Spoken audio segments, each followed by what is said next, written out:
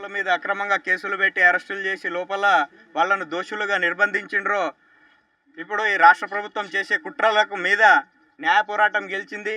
మేము న్యాయం ధర్మాన్ని నమ్ముతున్నాం కాబట్టి ఈ ఒడిదుడుకులను ఎదుర్కొని మన రామన్న కేటీఆర్ హయాం లోపల మా రైతు సోదరులకు అందరికీ బెయిల్ మంజూరు అవ్వడం జరిగింది. నిన్ననే మా పట్నం నరేందర్ రెడ్డి గారు కూడా మా మాజీ ఎమ్మెల్యే గారు కూడా రిలీజ్ అవ్వడం జరిగింది.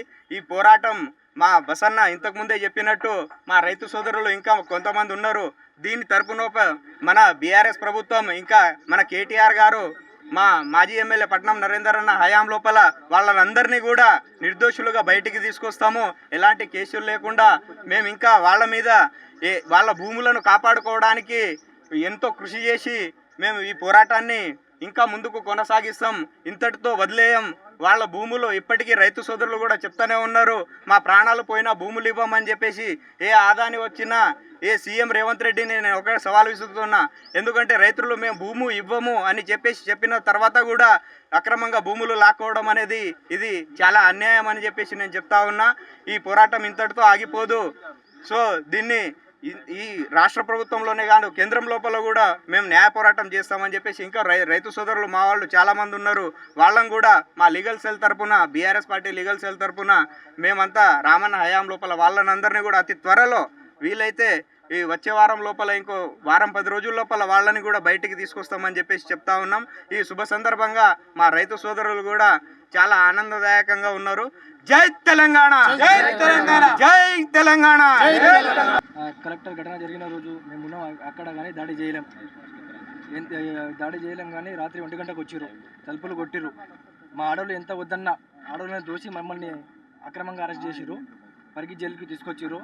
రాత్రి అక్కడ పెట్టి మార్నింగ్ టిఫిన్ ఇచ్చిన తర్వాత మమ్మల్ని అందరినీ ఒక్కొక్క రౌండ్ కొట్టిన తర్వాత కొడుకు తీసుకువెళ్ళి కొడంగల్ కొట్టి మళ్ళా నైటు 12-1 అయినప్పుడు పరిగి సబ్ జైలుకి తరలించారు. అక్కడ 2 రోజులు ఉండి అక్కడ నుంచి సంగారెడ్డి జైలుకి వచ్చినాం. ఆ తర్వాత అసలుకి ఆ సంఘటనకి మాకు సంబంధమే లేదు సార్, ఆ వీడియోలో మేము లేము, మేము కొట్టలేదు అంటే గిట్టంగా వినలేరు. అయినా గిట్టంగా అక్రమంగా అరెస్ట్ చేసి మమ్మల్ని కొట్టారు. ఏది ఏమైనా మా ప్రాణాలైనా ఇస్తాం కానీ మా భూములు మాత్రం ఇవ్వం. ఏ కంపెనీ వద్దు మాకు, ఆయన ఇచ్చే జాబ్లు గిట్టంగా వద్దు, మా భూములే మాకు, మా వ్యవసాయం మాకు ముద్దు.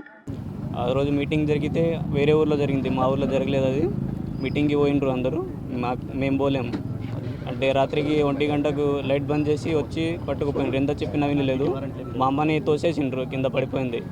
అమ్మ ఏడుస్తూ ఎందుకు తీసుకెళ్తున్నారని సార్ వాళ్ళకి చెప్తే ఏం లే చిన్న ఎంక్వైరీ అని తీసుకుపోయినారు.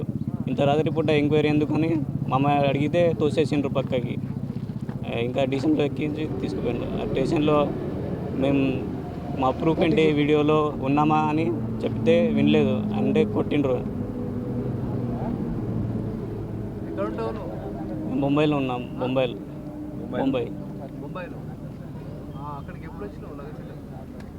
లగచర్లకు వచ్చి 10 రోజులు అయింది. సంఘటన ముందు 10 రోజులు వచ్చింది. కేసీఆర్ సార్ గారికి, మీడియా మిత్రులందరూ సార్ వాళ్ళకు అందరికీ మా కోసం బాధపడ్డ వారికి అందరికీ పాదాభివందనాలు సార్. అయితే సార్ నేను వ్యవసాయం చేసుకుంటూ కూలి పనికి వెళ్ళిపోయేవాడిని సార్. భూమి కోసం కావాలి 9 నెలల నుంచి సార్ తిప్పలు పెడుతుడు సార్.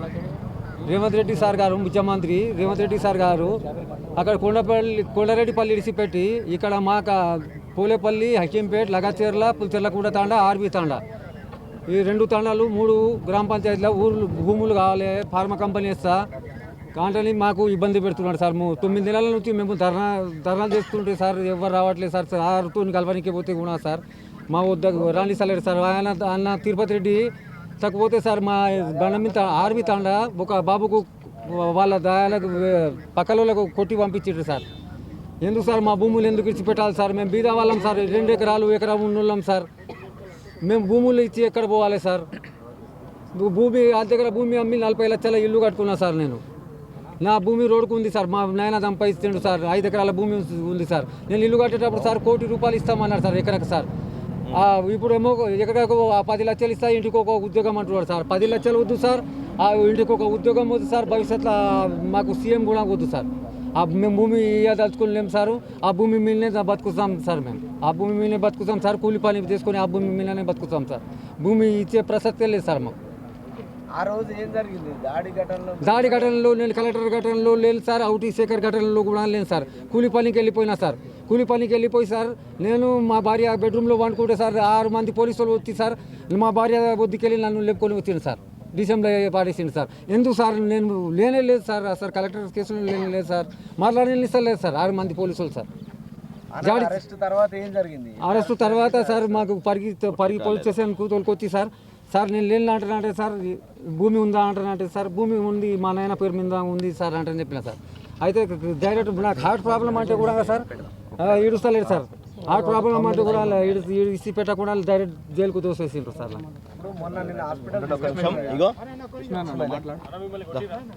సార్ 2 దెబ్బలు పరిగి పిఎస్లా కొట్టినాను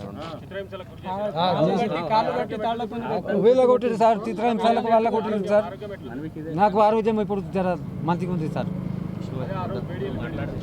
బేడీలు వాళ్ళు మా రూల్స్ ఉంది మేము వేసుకుపోతామంటే వేసుకుపోయిండ్రు సార్. బేడీలు వేసి